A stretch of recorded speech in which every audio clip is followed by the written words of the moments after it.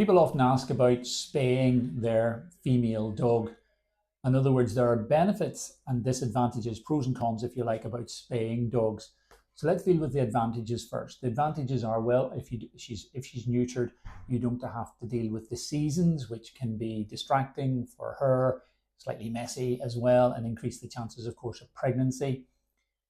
There are other health benefits if you spay a female dog early enough, such as the avoidance of mammary cancers, or very much likely the reduction of mammary cancers if they're spayed relatively young in life. You also avoid the possibility of a womb infection or womb cancer if they don't have a womb, and also what's known as a false pregnancy. So they go through their season and they can have symptoms a couple of months after that season. And these are all complications you can avoid by spaying. The downsides of spaying, well, it's an anaesthetic and an operation. That always has to be taken seriously, although they tend to be young, healthy animals. We also have to be careful that after spaying, the metabolic rate can slow down slightly, so we have to be careful of weight gain, but that can be controlled if we pay attention to it.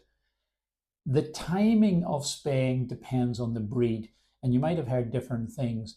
There's no one absolute timing that for all breeds.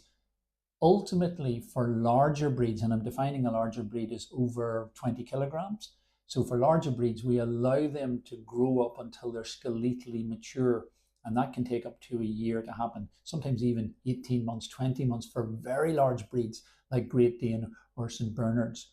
And the idea of that is to allow their skeletons to mature before spaying them. Smaller toy breeds like Chihuahuas and some smaller terriers, they will be skeletally mature at about 9 or 10 months. So we could even spay them potentially earlier.